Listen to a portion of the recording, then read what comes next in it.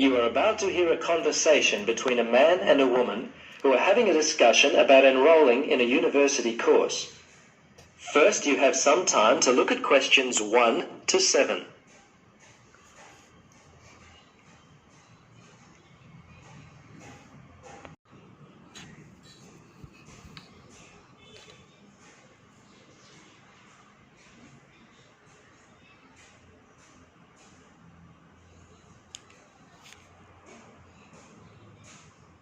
Now, listen carefully and answer questions 1 to 7. Registrar's office, this is Pam. Yes, hello. I'm calling about enrolling to study at the university. This is the right number? Yes, this is Mitchford University admissions. What would you like to know? Well, basically I need to know what I have to do to be enrolled as a student. You see, I'm currently studying education at another school. I've just finished my first year, but I'm not really enjoying it. I think I'm more interested in accounting. My dad teaches maths, so I thought it might be a good choice. Well, better than business anyway. Okay. Have you received a registration pack? No? How can I get one of those? Well, you've got to have one to register. You can enroll at the university at any time after you receive a registration pack. These are usually available from September for first-year and transferring students, and from November for returning students. On the basis of the information contained in the registration pack, you should attempt to make a firm choice about which courses to study before completing your form. I see. So I've only got a month to get my registration pack in. Can you send me one? Sure. If you are close to a high school, the registration pack and university prospectus are available from the Careers Advisor.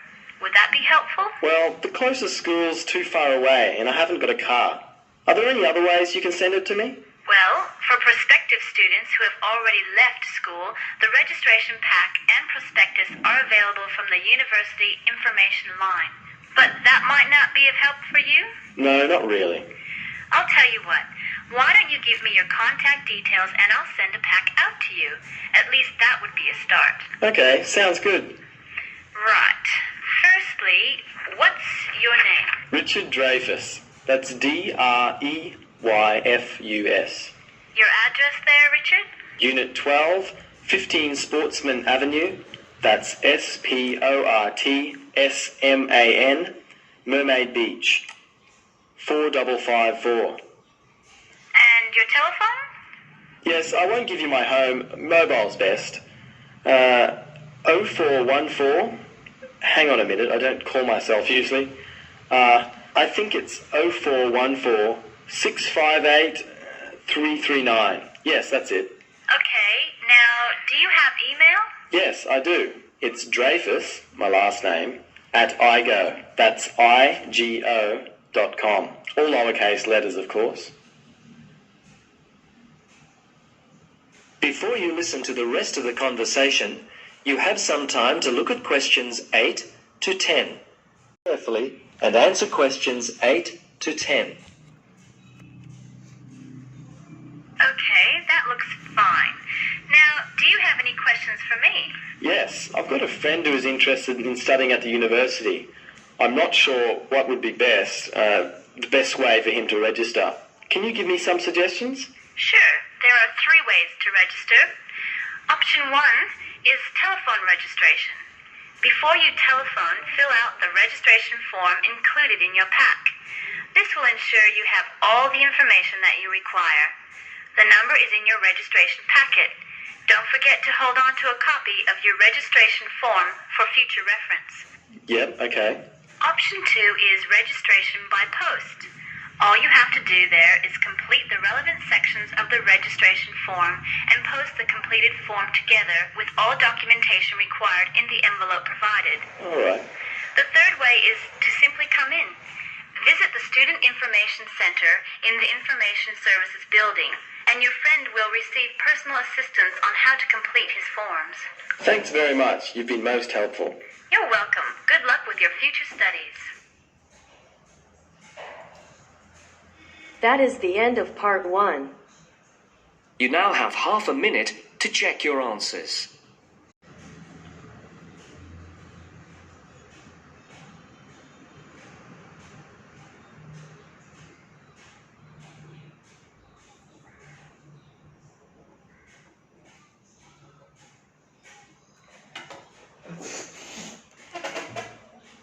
Now turns to Part 2. Part 2. You'll hear a lecturer talking to students about a printing process. First, you have some time to look at questions 11 to 15.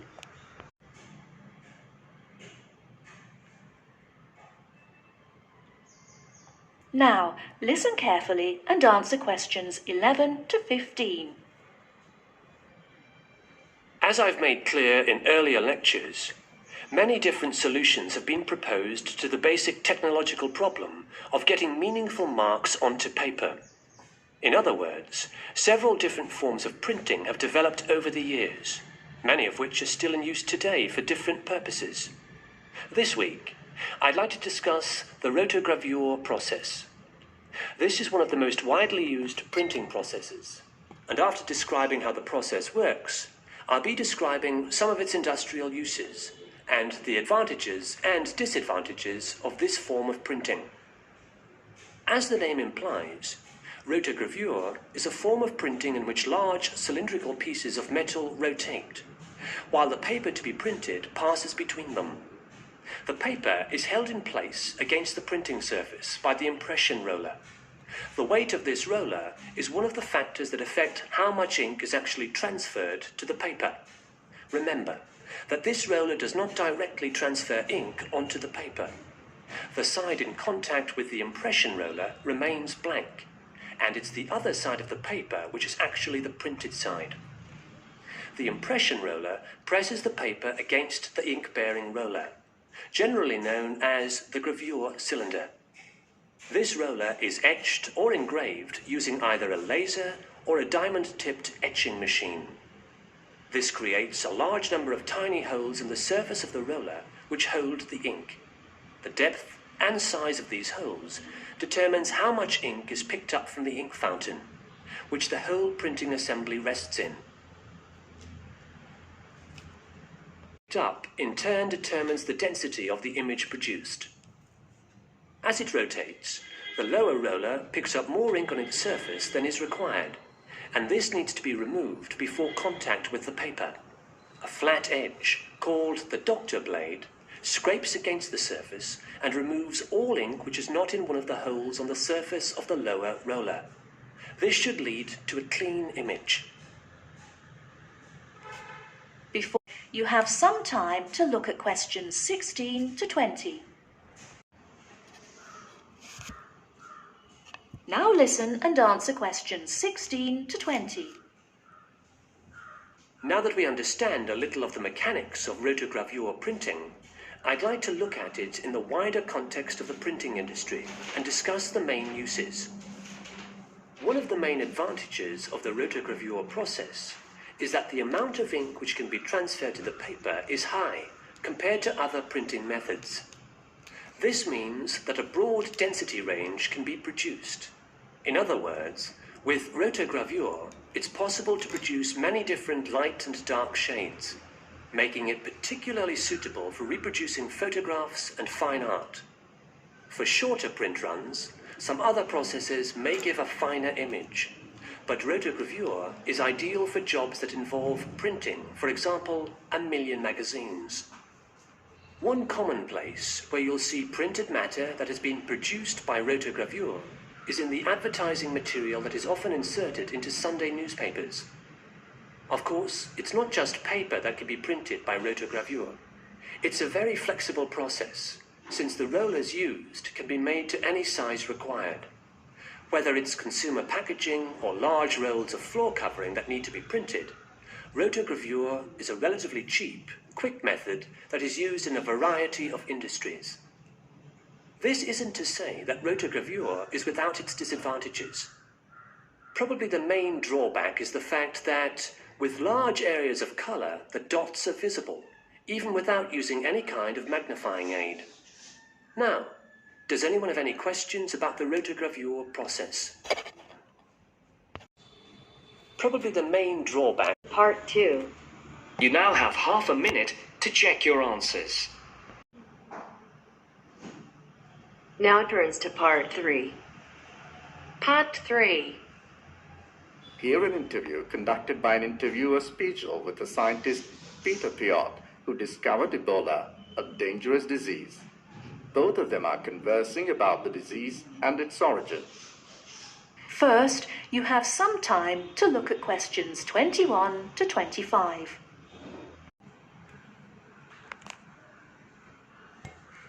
Now, listen carefully and answer questions 21 to 25. Professor Pite, as a young scientist in Antwerp, you were part of the team that discovered the Ebola virus in 1976. Can you tell how did it happen? I still remember. Someday in September, a pilot from Sabina Airlines brought us a shiny blue thermos and a letter from a doctor in Kinshasa, in what was then Zara in the thermos.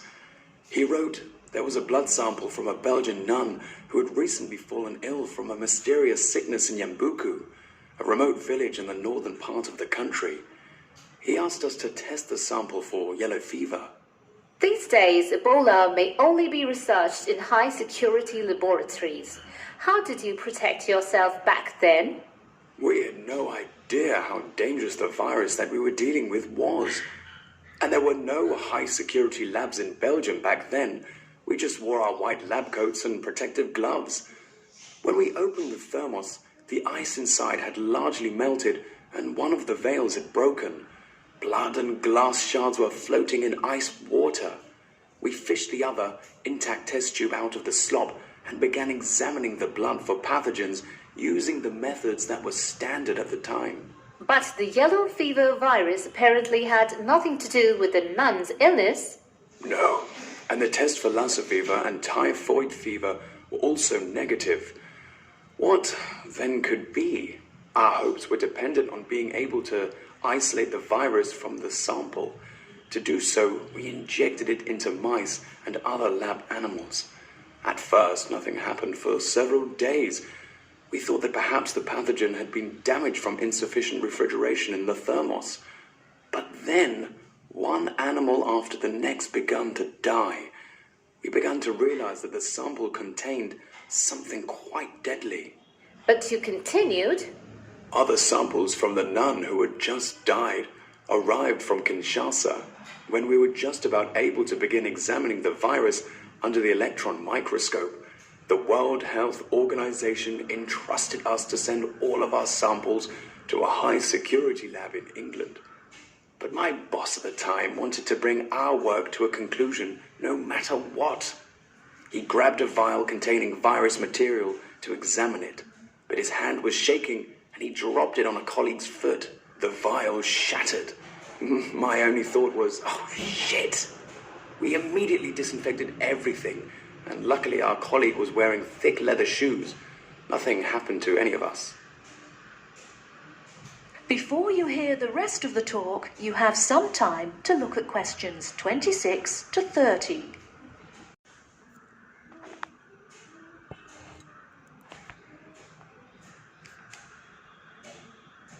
Now listen and answer questions 26 to 30. We're finally able to create an image of the virus using the electron microscope. Yes, and our first thought was, what the hell is that? The virus that we'd spent so much time searching for was a very big, long, and worm-like. It had no similarities with yellow fever. Rather, it looked like the extremely dangerous Marburg virus, which, like Ebola, causes a hemorrhagic fever. In the 1960s, the virus killed several laboratory workers in Marburg, Germany. Were you afraid at that point? I knew almost nothing about the Marburg virus at the time. When I tell my students about it today, they think I must be from the Stone Age. But I actually had to go to the library and look it up in the Atlas of Virology. It was the American Center for Disease Control which determined a short time later that it wasn't the Marburg virus, but a related unknown virus. Hundreds of people had already succumbed to the virus in Yambuku and the area around it. You were also the one who gave the virus its name. Why Ebola? On that day, our team sat together till late into the night. We had a couple of drinks discussing the question. We definitely didn't want to name the new pathogen Yambuku virus, because that would have stigmatized the place forever. There was a map hanging on the wall, and our American team leader suggested looking at the nearest river and giving the virus its name.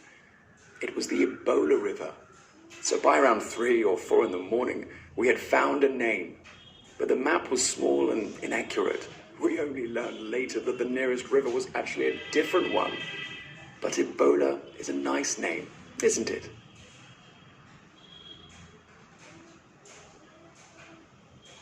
That is the end of part 3. You now have half a minute to check your answers.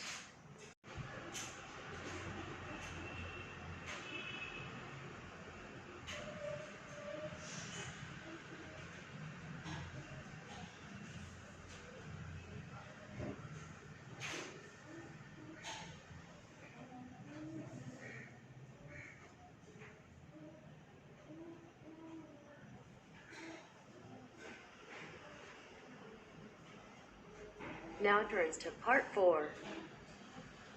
Part 4. I'd like to talk about the changes to our leisure time, and I'll start by talking about lifestyle changes over recent years for women. First, you have some time to look at questions 31 to 40.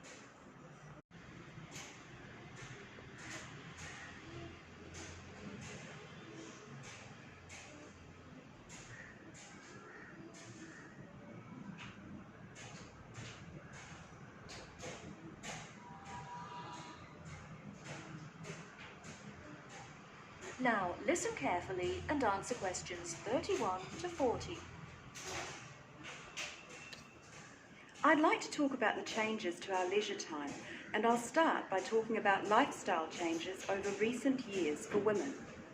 As we all know, the wife and mother of the family has traditionally been responsible for organising and completing household tasks for the family.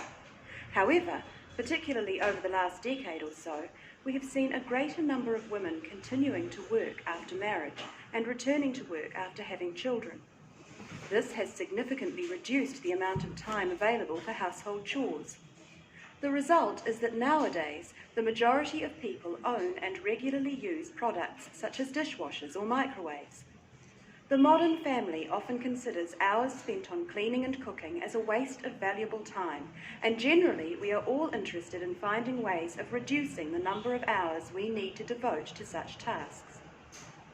While washing machines have long been thought of as necessities by families, nowadays so too are microwaves and dishwashers. These goods can drastically reduce the amount of time we need to spend running our home and increase the amount of time available not only to go to work, but also to spend on leisure pursuits. As society develops and we become richer, we put more value on our leisure time and our possessions. The richer a society, the more demanding it becomes. People are no longer happy to work long hours for little return. Expensive holidays, expensive clothes and cars all become more important the more materialistic the society in which we live. Acquiring things and joining the race of acquisition means that modern society spends a lot of time and money purchasing unnecessary goods. Although expensive and persuasive marketing techniques are partly responsible, the demand for such goods often comes from young professionals, those with the money to endlessly upgrade things simply because a better model is made available. Our obsession with the newest and best products available, while good for the economy, can also have a negative impact on the environment. It is not appropriate to overproduce appliances and overuse electricity to keep these unnecessary appliances operating in our homes. We often forget about the damage we have done to and continue to do to the environment. Others opposed to the overuse of appliances and technology also argue that from a social point of view, over-reliance on gadgets means that people are losing the ability to be creative. Traditionally, it was considered an enviable skill to prepare meals night after night for our families. Nowadays, women are more likely to gain approval from others for their success in their careers than their ability in the kitchen. Along with microwaves have come ready-cooked meals, pre-washed vegetables, and our reliance on takeaway food when we are too busy to cook it ourselves. While there are obvious advantages and disadvantages to our increasingly active buying behaviour and changing wants and desires, it is likely that our desire to purchase labour-saving items will continue. So it is therefore inevitable that production of such goods will increase. We can only hope to educate ourselves and our children to buy goods we need, not just goods that are available. And we must also consider their environmental impact. In short, moderation is the most important word for the future. I thank you very much for coming today and listening.